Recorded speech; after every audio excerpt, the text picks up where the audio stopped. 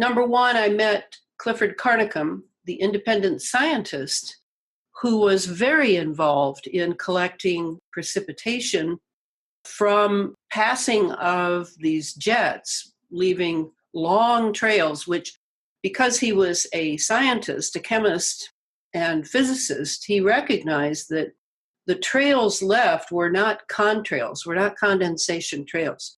They had a chemical signature to them. So he began collecting precipitation in the mid-90s, doing all the things that scientific technique require. During that period, I met him, one of those life-changing moments where you say, oh, it's just a coincidence. Wow, this is amazing, this happened. Well, yeah, I met him and we started talking about what he was finding.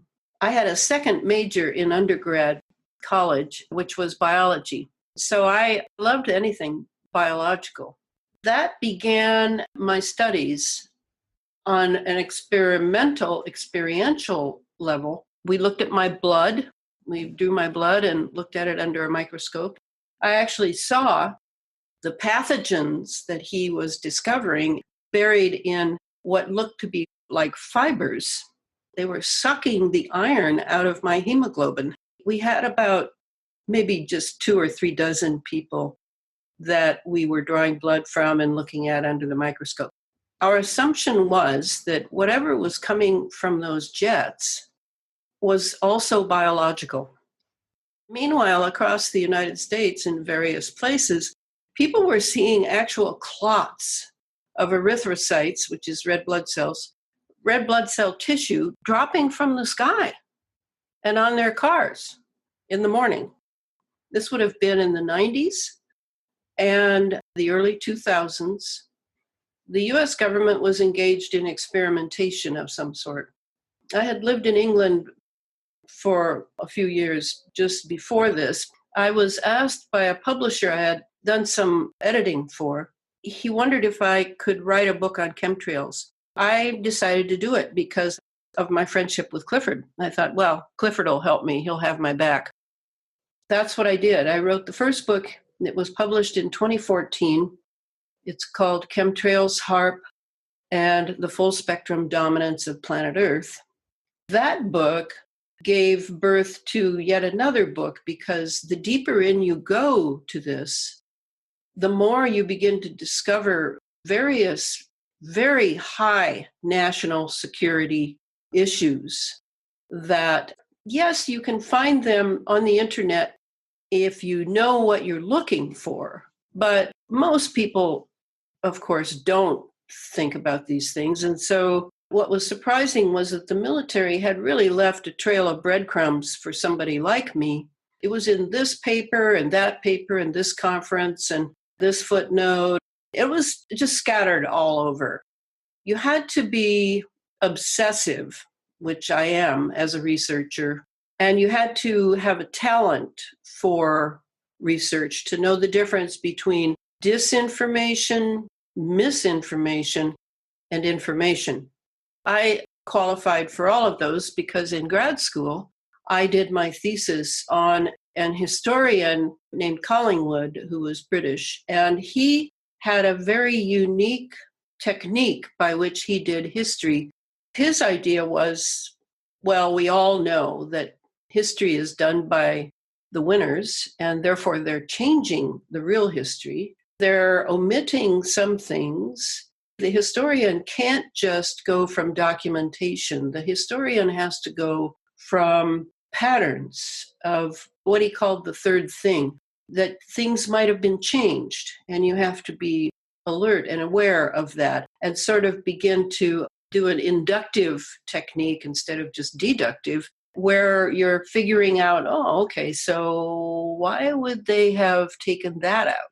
And what did they take out? And what bearing does it have on the history of this particular subject? So that sort of thing.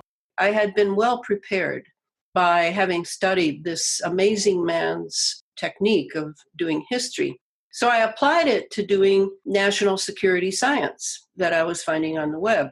Once I got into the astrophysics, the plasma physics, And I had Clifford at my back to advise me and clarify things. And then I slowly drew a few other scientists who were maverick and had pretty much abandoned the Einsteinian, Newtonian physics and were exploring the electric universe, were exploring quantum physics. I had people to go to when I would get stuck on something that I really didn't know much about.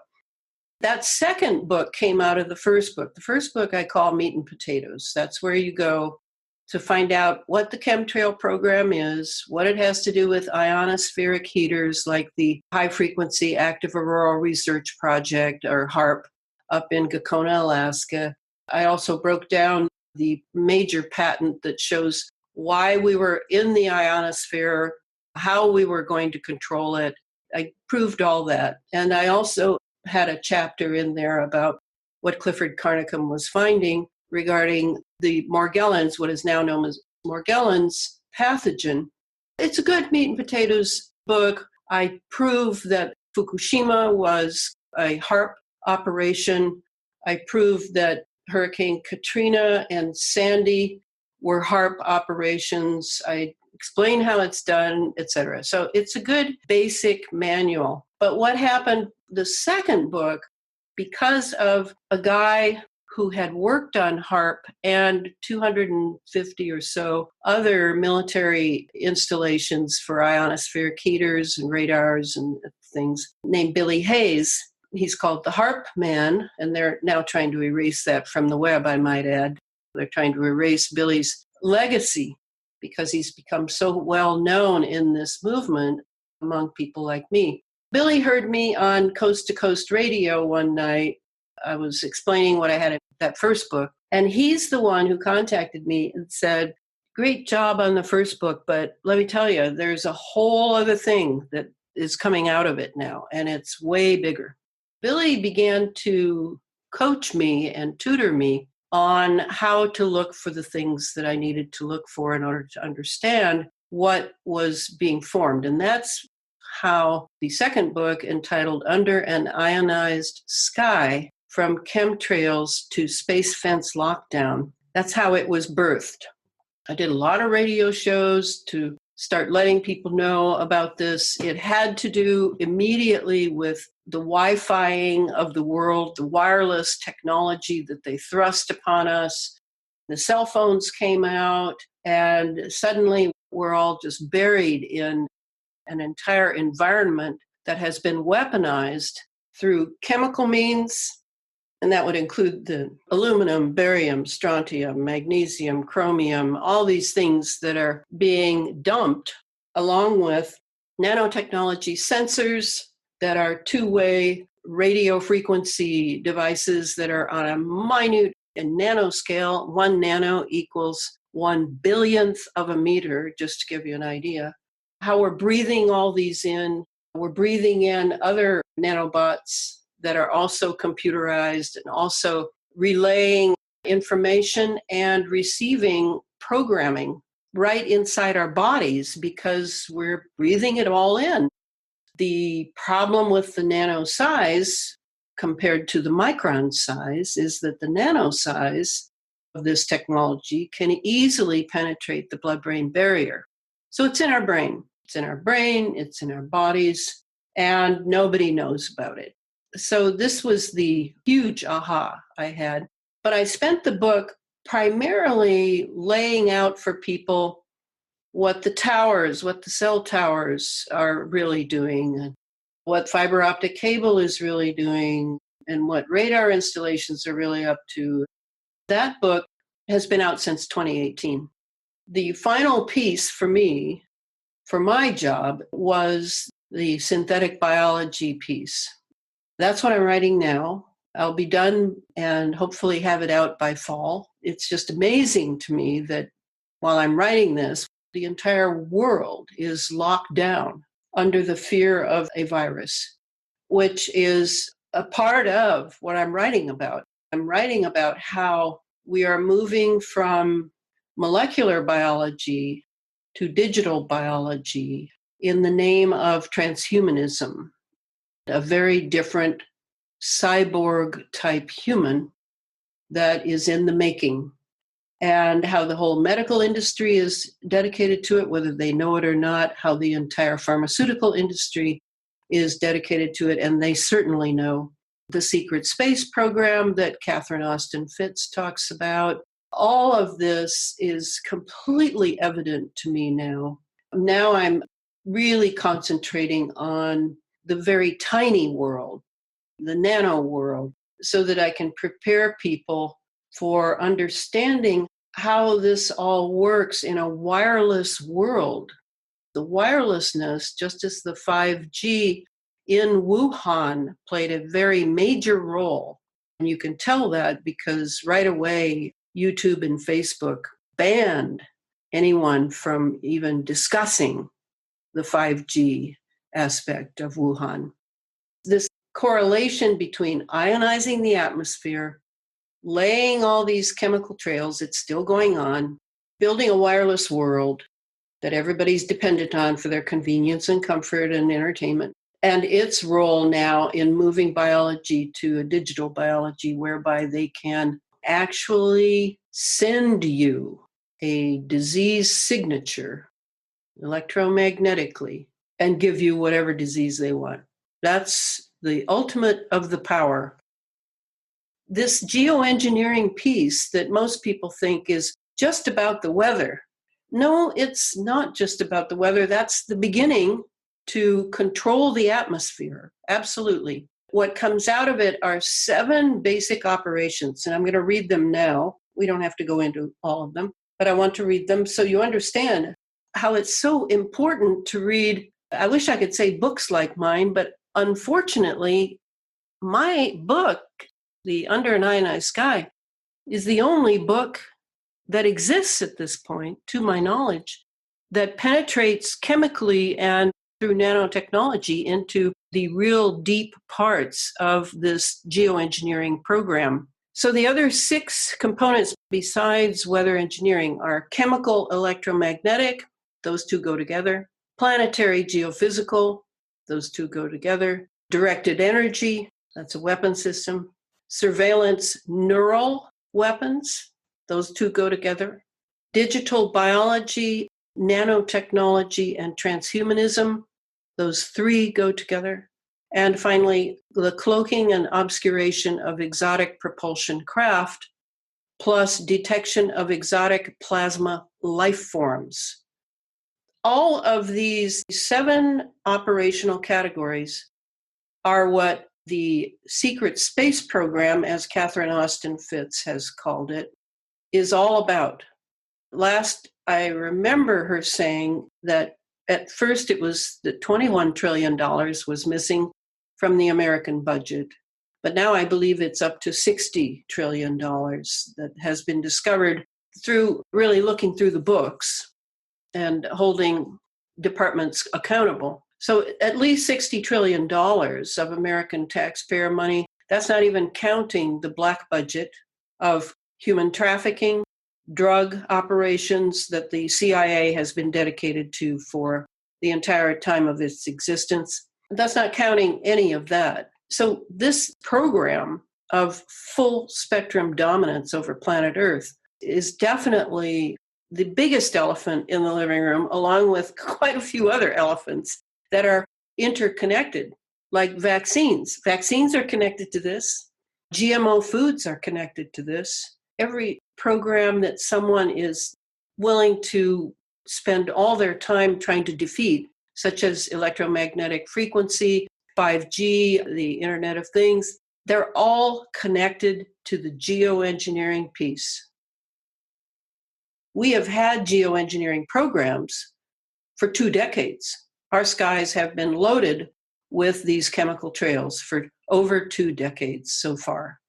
Many of the illnesses, that's what's enriched the coffers of the medical industry, all the so-called new autoimmune conditions, chronic fatigue, the rise of autism and Alzheimer's, multiple sclerosis, you name it.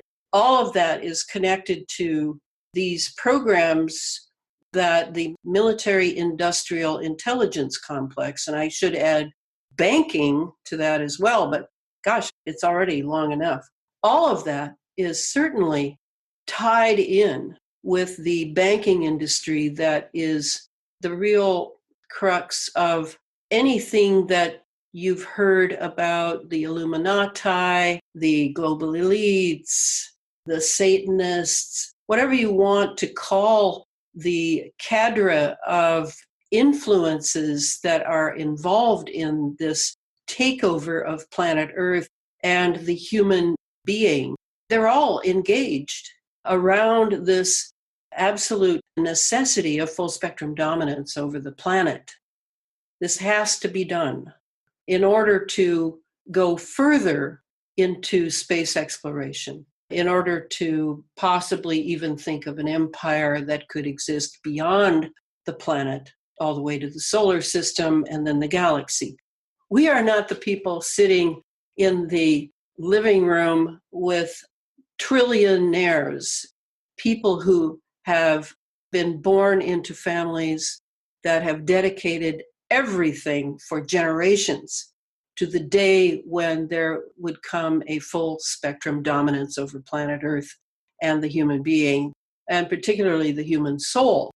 That's why this piece, it has to be seen for what it is, not just in part over here on the edge. Oh yeah, there's some weather engineering going on. No, this is much, much larger and is very, very well funded, extremely well funded. I mean, it's like Christmas every day for these programs. The Morgellons piece, again, to remember Clifford Carnicom in the late 90s collecting precipitation from rainfall, dew, but also from his HEPA filter that was catching particles. And when he began to see the number of fibers, he then saw how tiny they were and correlated it with what he might be breathing. So he developed the red wine test at that point, which I don't think he's still doing. I don't know. We're still good friends, but we haven't discussed that.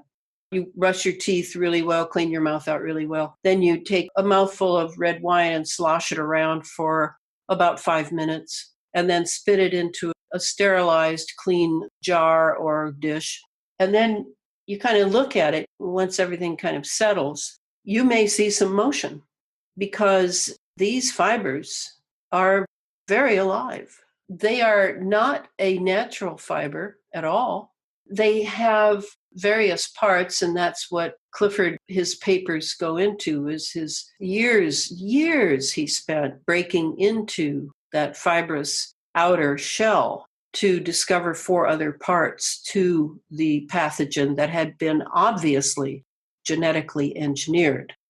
This was not something from nature.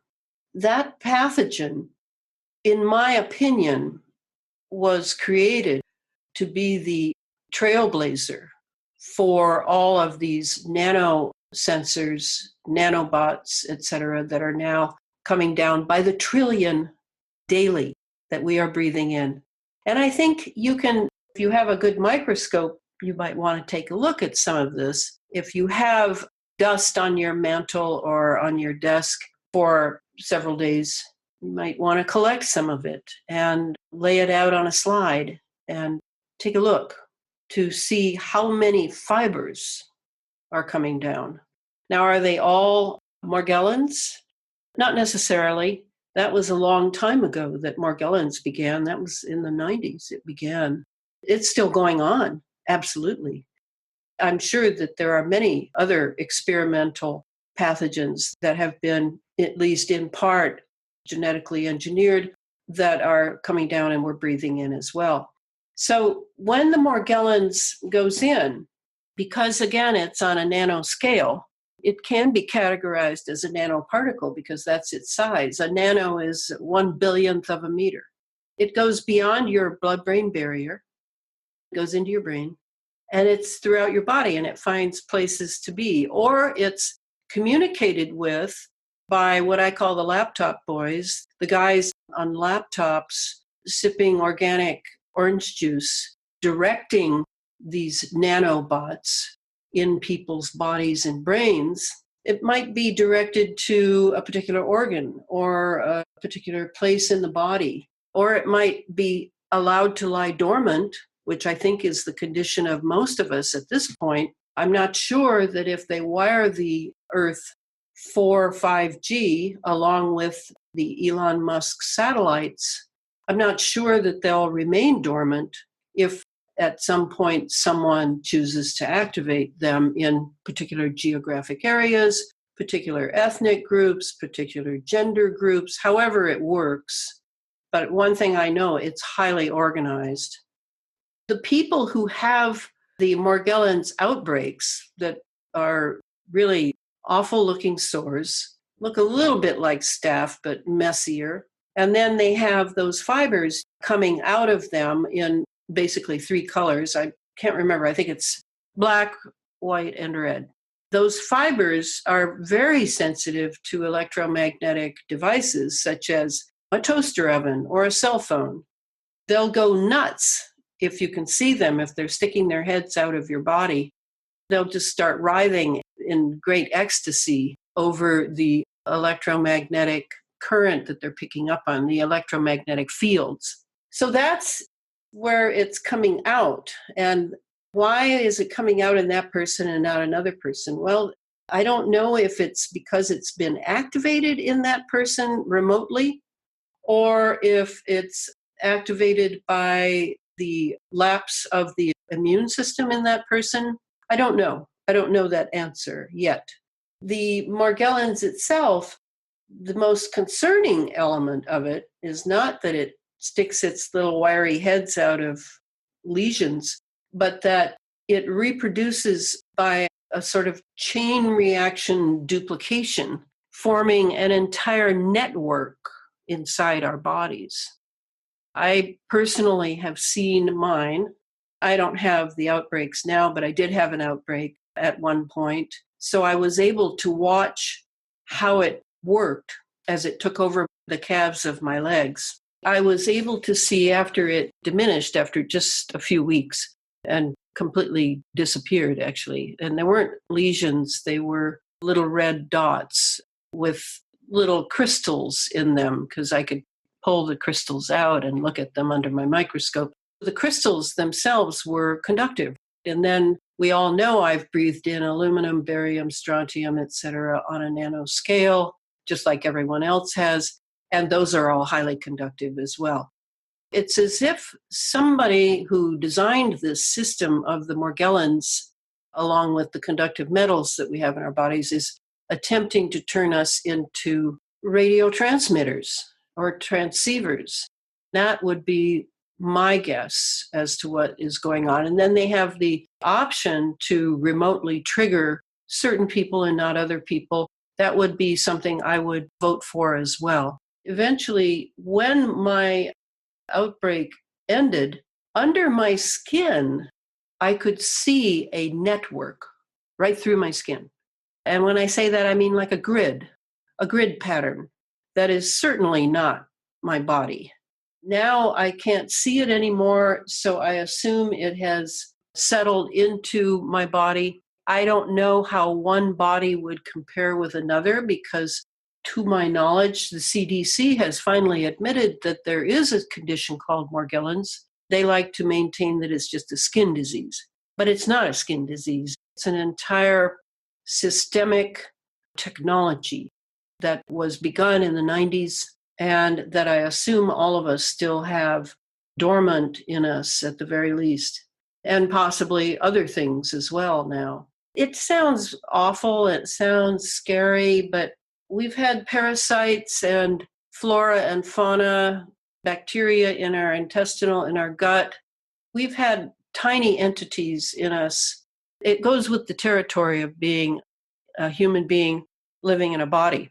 The only unique thing here is that this is really attempting to turn us into, or at least head us in the direction of being a cyborg, a not quite natural being, a being with cybernetic technology in us that can be utilized remotely by satellite, by the laptop boys, utilizing the cell towers near one's house, the 60 hertz in the walls, the Internet of Things. This is the new part of the story of our relationship with the microbe world. We need to understand how it works in order to better defend ourselves and understand things so that we don't fall prey to experts that we should not trust at all. And it is amazing how people will suddenly shift over once an authority figure like the New York Times or the Washington Post or CBS or NBC says, oh yeah, we have 10 new types of clouds. And now we're going to be geoengineering. There'll be a slight cost, but no big deal. And everybody just sort of, okay, it's really phenomenal. As far as how they're going to possibly normalize these nanoparticles, that in itself, because once you start to research it, Michael, as I have done for this book I'm writing, it's in everything. It's in everything, nanoparticles, from cosmetics to new cars to, I actually can't think of anything it's not in. Various foods that need filler, all junk food for sure. Anything that has a unique flavor enhancement is based on nanotech. They don't have to tell you it's in anything. And now they're making a whole medicine like this lockdown. I know one of the things behind it is that everybody's getting an experience of what it is to not be able to go to your doctor and not be able to go to your hospital or clinic to get a checkup. Now they're going to use the nanoparticles to be able to actually treat you at home through the nanoparticles in your body. That will be coming not too long in the future, as soon as they start checking to make sure that they're going to get a response from the nanotech that's in our bodies. To do that, they need this 5G system up. And that's why they've been working furiously during the lockdown to get more and more 5G implementation up and running. With the aerosol capability, anything could be dropped on us and we would breathe it in. They have to spray to keep the atmosphere ionized for their communication systems. And when I say communication, I'm not talking about, hi, Bob, how are you today? No, I'm talking about the ability to use wireless technology to transfer things via digital technology. And yes, you can do that with corona. You can do it with any virus or bacteria you have that has a signature, a particular unique signature. You can transfer it. That's true. That's not what's going on now. No, it would not look like this if it were the deadly militarily, the coronavirus 19, as I understand it, that was possibly made at a weapons lab. No, that's not going on. But what is going on is there's still spraying, but it is pretty much, from my vantage point, and I follow behavior a lot, weather behavior, it's just business as usual to keep up the ionization of the atmosphere. That has to be there for all of the wireless operations they have in the making. Besides the test kits, which are dangerous and, as we're learning, absolutely unconclusive, there is the possibility that the vaccination is what they really want us to take. Obviously, they're not thinking they're going to corral all of us into hospitals to take it. And obviously, they're not going to have the brown shirts and the Stasi at our doors forcing us with needles. That's not going to happen. They can transfer things digitally now. That was my first thought when they wanted everybody to stay home. Either they don't have the proper tracking devices, and I don't own a cell phone. I'm absolutely opposed to them. They're a weapon system. I don't need to have one of those. I use a landline when I need to use a phone, and I have my computer, which is already compromising enough. My first thought was, wow, so they want us home, so they know where we are. Are they going to zap us with the virus? Are they going to zap us with the vaccine? Could be either, were my initial thoughts several weeks ago. I've decided about the virus, but I haven't decided about the vaccine. It's very possible it's already in us. I don't know. And I'm waiting to see. The books are available on Amazon, or you can contact the publisher directly at Feral House. To contact me, I have a website that my webmistress keeps going called elanafreeland.com. And then I'm writing the third book, and I'll be done by fall, I hope, and it'll be out this year.